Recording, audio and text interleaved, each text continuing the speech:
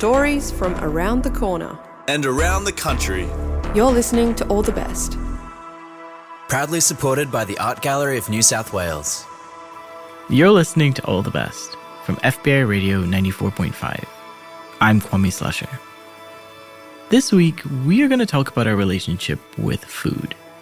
But before we get into this week's stories, I want to acknowledge that I'm recording from stolen Gadigal land and pay my respect to Gadigal elders past and present, and also recognize that the area where FBI Radio is situated, Redfern, has long been a place of storytelling, strength, resistance, and resilience for First Nations communities.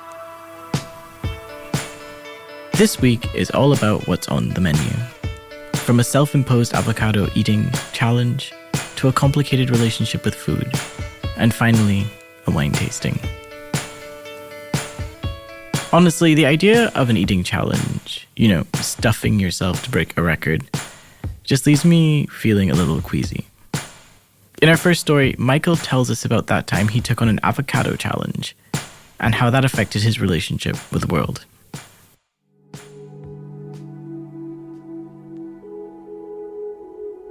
It's 1997. Against all odds, you survived your mother accidentally taking an indigestion medication that should have left you at best deaf and at worst dead. And now you're finally reaping the rewards of your stronger than average immune system. Suddenly, all around you is bright, and you're being cradled into the smoothest sheets you'll touch for the next 7 years. He's got a big mouth, this one, a nurse says, and she laughs. Your mother cries, you cry. It's 2009. You read a novel by Ben Sherwood called The Man Who Ate the 747. It's about a man who ate a 747 and won a Guinness World Record for it. There was also some love subplot involved somewhere, but you don't care about that as much, because no one cares about love or subplots when they're 12. When you watch the Guinness World Records TV show, you see a man gyrating with no less than 109 hula hoops around his body. Then you see a dog with a glass of water on its head walk 20 steps back and forth. Then you see a woman eat 19 avocados in 1 minute. So you think, if a man can eat an entire plane, then you can eat 20 avocados in 60 seconds. So you train. The first week, you eat an avocado at breakfast, and one at lunch, and one at dinner. Sometimes two if you're feeling peckish. The next week, you double that amount. Soon enough, you're guzzling overripe avocados with all the fervour of the man who ate the 747, except you have no love subplots weighing you down. Everyone always said you had a big mouth, your mum says. You want to ask who, but your mouth is too full of avocado to respond. Suddenly, all around you is bright. You're being hustled on stage by Grant Denyer. A minute later, you're surrounded by 20 avocado seeds. The crowd goes wild. How do you feel? Grant Denyer asks. Your mother cries. You laugh, their teeth stained green. It's 2017. The restaurant has those red and white check tablecloths you see in old Italian movies, and unlit candles in cups of plastic. You stare at the doorway for too long, in case you miss the person whose face you've only seen once, pixelated, on your screen. You still swipe right though. When they finally arrive, you're relieved to find that they actually resemble their photo. It only takes 4 minutes this time before they say, "Hey, aren't you the guy who ate 20 avocados once?" You sigh. At least they're being direct. Sometimes people skirt around it for an entire date, let you pick up the bill, and then ask. That night, you sit on a dark couch in a dark apartment, illuminated by the glow of your aimless swiping. As you wait for midnight to tick over, you call your mum. You haven't spoken to her in 2 weeks. The line purrs for a while, long enough that you think she's asleep. She finally answers. In the background, you think you can hear sheets rustling, the echo of a man's voice. "Is everything okay?" she asks. The sound of lips smacking against skin. More rustling. "Yeah," you answer, and trail off with a hurried promise to talk later. In the distance, your mother laughs. You cry.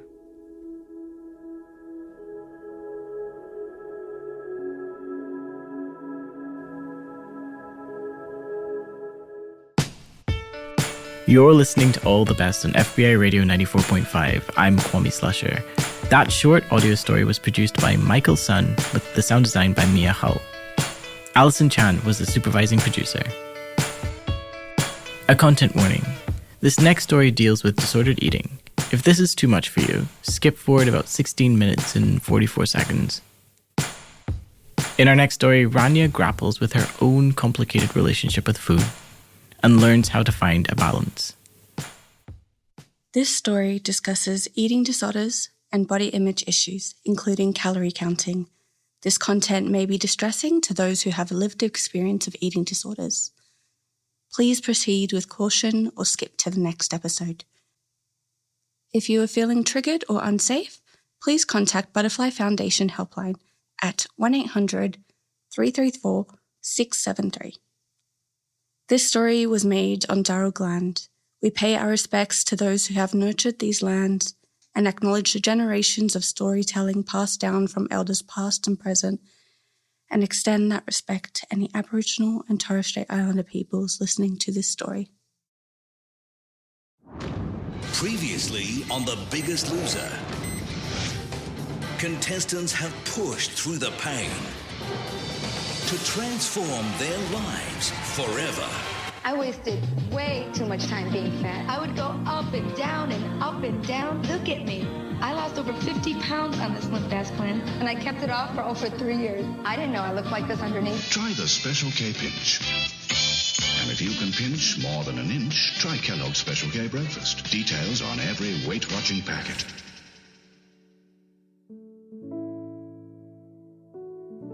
I can feel the impressions of the world pressing into me, pushing hard against my hips, my thighs, my chest, trying to shape my body before I even realized that I had one. They tell me what to eat, how much, when. They tell me how I should look, lose weight, gain weight. Curvy is better. No, thin is. Was there ever a way that I would fit in? Do I only eat food with the purpose of shaping my body? Is this really in my control?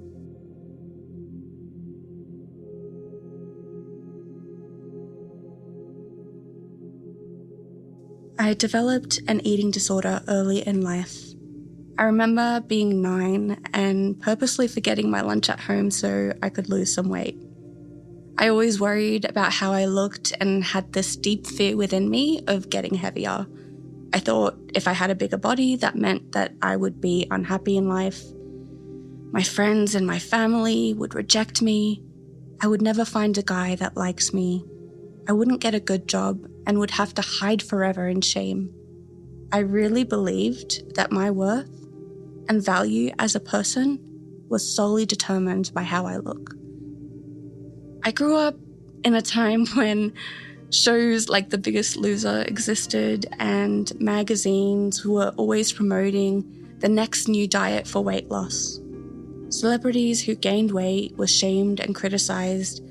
Everything that we were consuming on social media and TV was so superficial, focusing only on how you look, what you eat, and who you know.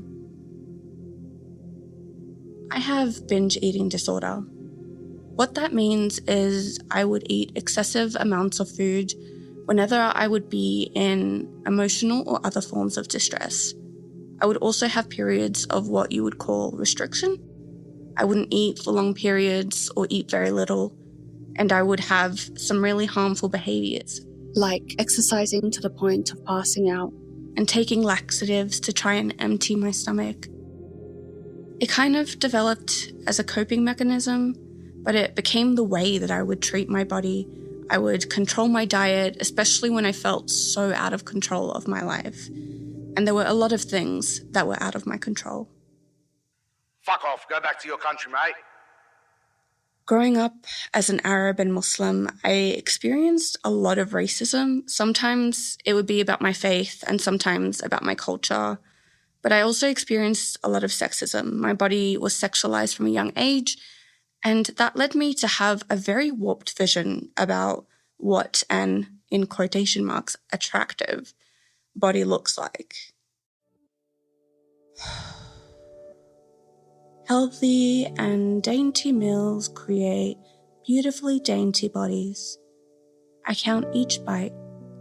1, 2, 3. That last spoon was piled on pretty high. Does that make it 4? I look at the nutritional content of the soup. Not for nutrition, but for the calories. Soup has this many calories? I thought being liquid, it would be the easiest to pass through my body, and I wouldn't gain weight. Growing up, I heard most women talk about food like it was an enemy, hidden in the trenches, in the curves of their hips, and the roundness of their bellies, like a parasite, that one day you will accidentally catch it and then it will be too late. Like one day, that extra slice of cake you had becomes the straw that breaks the camel's back, and now you are fat. And God, was it awful to be fat. Any food that was enjoyable should have rules around it. That's what I told myself. Anything that's enjoyable should have rules around it. I felt like rules around food means I have it together. Maybe if I don't eat this food and control myself this time, my life would be better. I would suddenly be a person that I can love. Eating this chocolate bar is a crime. I should do it in private. Wrappers strewn across the floor and stuffed under the bed. If I can't see it, it's not really a problem. I had a little just-in-case pack. Slimming tea and laxatives, just in case. For when the world got too loud, when things started to feel too stressful, life was too heavy, and people were too hurtful, that's when I would rebel. Fuck the rules. Fuck the calories. Fuck it all. Eating to self-destruct and eating to self-soothe. The next day, I use my just-in-case pack. I go to work for a 6-hour shift, then train in the gym for 2 hours, running till I see spots. I would stumble to the locker room, a hateful smile on my face. I fixed it now. I solved it now. My problems yesterday have been erased just like that. They call it disordered eating, but I've never felt more in control.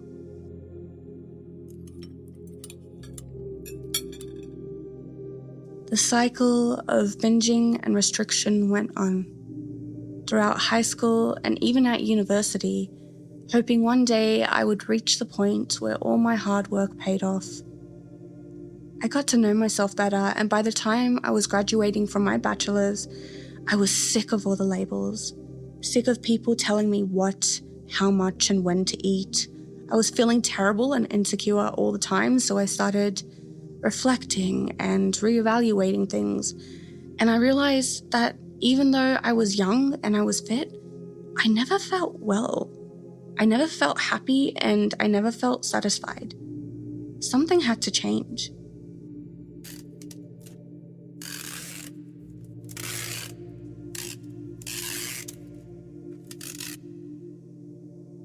I moved out. This is a big deal for someone from my community to do.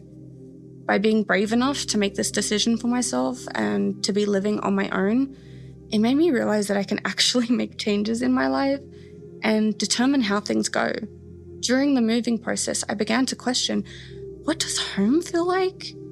And how do I make it here in my new space and in this new phase of my life? I had the opportunity to make choices about the space I was living in. What furniture to buy? What appliances do I need?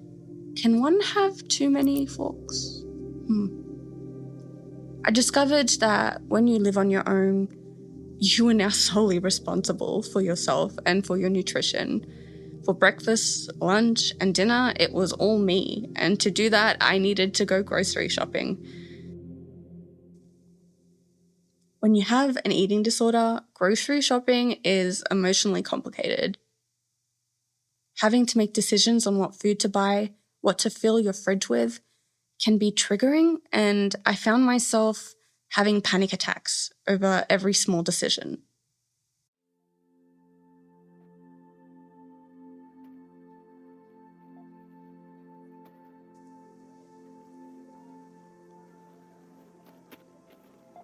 been 5 minutes. I'm still standing here in the snacks aisle. I am in a panic. Do I get it or not? The source of my panic? Pretzels. Thoughts buzz around my head like flies, circling, not actually going anywhere, just circling. There are so many. It's a swarm. Oh, God.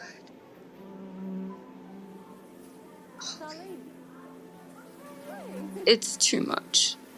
Every rule and judgment and you buzz in my ear and I can't seem to shut down. I sink down. There is a stepping stool that was abandoned in the aisle, as if someone knew I would be coming here for the second time today, trying to make a decision. At this point, the buzzing is so loud. My hands are covering my ears. Rotten words attract more of them. How can a little blue packet attract such a storm? Someone enters the aisle, a look of registration on their face. This person doesn't look okay. And then they quickly avert their eyes, grab a bag of pretzels, and leave the aisle. So decisive, I almost gasp out loud. The swarm of flies around my head didn't even try to follow them. Something about me makes them buzz like roadkill in a desert. I take a deep breath. Ignore the flies. I tell myself, just do what that person did. Just grab it. Go. I take the little blue packet, I put it in my basket, and I leave the aisle. The first of many battles won. Now I go grocery shopping and revel in the absence of sound. I can hear the store music, hear a child's laughter, hear the beeping of the registers. The flies don't flock to me like they used to. I have bug spray. On days that are harder, an isolated fly comes to visit me and check how I am doing. See if I still need the company or if I will allow a swarm to form. A deep breath and a quick spray, and I take home another blue packet. Slowly, my relationship with food started to heal. It wasn't in isolation, though. I sought help. I had a great dietitian and a psychologist who both helped me understand my relationship with food and my body better. I found that as I shifted my focus to getting enough nutrition, eating regularly, and removing all the strict rules I had around food, it got easier. When I had a binge, I would have to talk to myself about it, remind myself that I did it to cope and to get through a difficult moment. And that doesn't mean I have to punish myself. Through slowing down, eating mindfully, buying what I want, and a lot of self-talk, my relationship with food improved. I started to eat meals absent-mindedly and enjoyed a variety of actually nutritious foods like green beans and capsicums.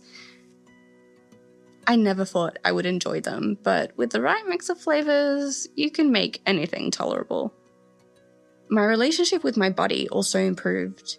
I accepted my form, that I have curves, and that I can love my body at any size. My body does so much good for me and needs to be appreciated for that. I even started to enjoy making meals for myself and for others, for my friends and my family.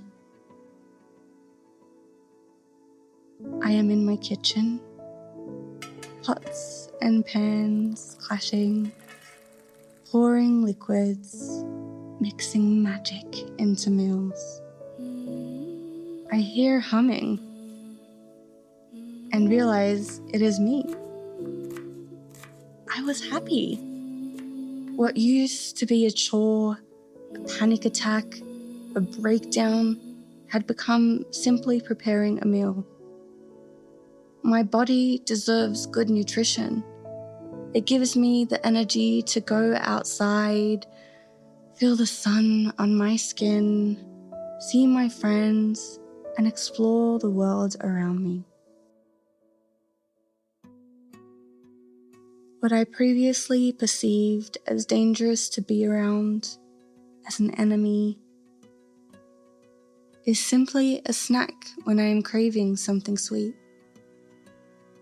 I feel my stomach rumble, and this time I listen to it. I grab an apple and take a bite. I continue preparing my meal. It's shish barak, a Lebanese staple of meat dumplings and yogurt sauce. I roll the dough, cut it into little circles, and add the stuffing. I am so happy to simply eat. My smile is so wide across my face, and surprised laughter escapes me. I am doing it. I work so hard for this, and I am here. I eat for my body. I don't punish myself for what I used to label as mistakes. Food has become more than my enemy. Food has become more than my enemy. It is once again my link to my culture, connecting me with my friends, and most importantly, gratitude to my body.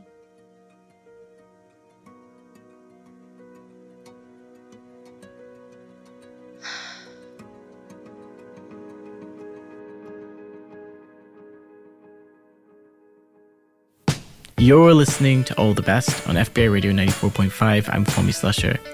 And that story was produced by Rania Omar. The supervising producer was Sophie Ellis, and additional mixing was by Zach Pennington.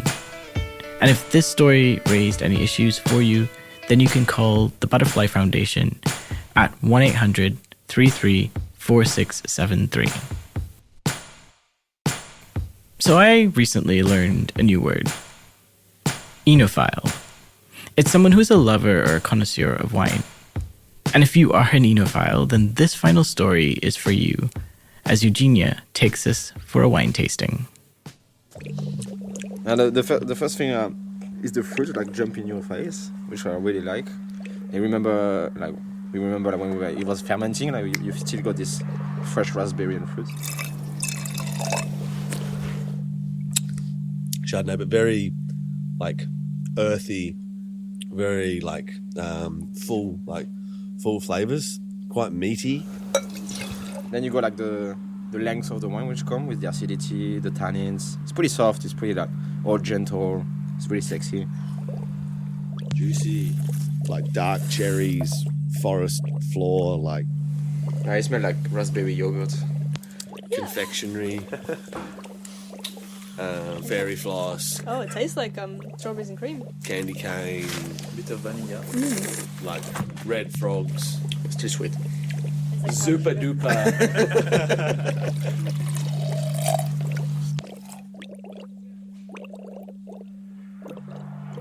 Like I always think of like, you know, walking through like a dark forest, you know, and that's that. And I always get it with the Pinot down here. Yeah, because you feel more the link. You feel really the link to the earth with this one actually. When we've been picking it in like the grapes were literally. So does that mean it actually smells like the ground from here? Literally smells. Yeah, a little bit smoky. Yeah, maybe sort of. There's always smokiness to it, a bit saline as well. Go in the vineyard and then you grab a bit of earth and then you smell it. You smell a little bit like this, but dry, like really dry. That's the one that makes them sweat. Because you want to drink more of it. I'm dry, I need some liquid. Like every vineyard or any, you know, is all unique everywhere around the world. They all have their own terroir, but yeah, this is just one that we're working with.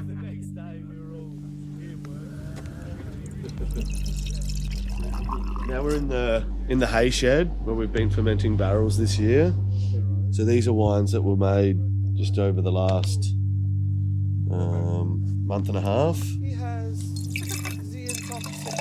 And it's sort of like a newborn child, you know, like it'll grow and it'll change in the next, you know, and develop into something within the next, you know, few months. Sometimes we leave them for longer, sometimes we, you know, we take them out. And how do you know when they're ready? Taste, yeah. I just love that comment. Remember, he has the intoxication. The last one. Sink it. Sink it. Sink it. Maybe a bit of Semillon.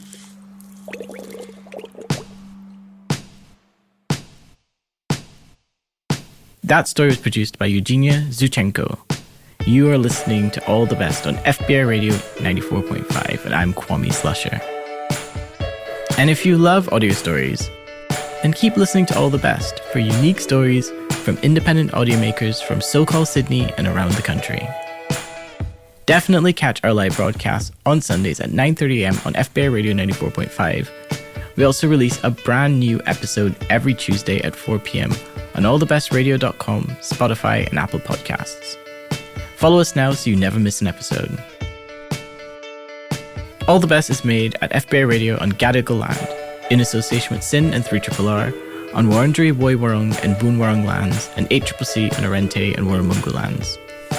The All the Best executive producer is Mel Bakewell. Phoebe Adler-Ryan is our events and partnerships coordinator. Patrick McKenzie is our community coordinator. And a special shout out to some of the amazing volunteers, especially Ray, Sue, Lindsay, Andrew, and Ash, who helped make All the Best possible. Shining Bird composed our theme music, and Annie Hamilton designed the artwork. We're heard across Australia on the Community Radio Network, and we're made possible by the Art Gallery of New South Wales and the Community Broadcasting Foundation. You can find our full archive of 600 episodes at allthebestradio.com. I'm Kwame Slusher. Thanks for listening.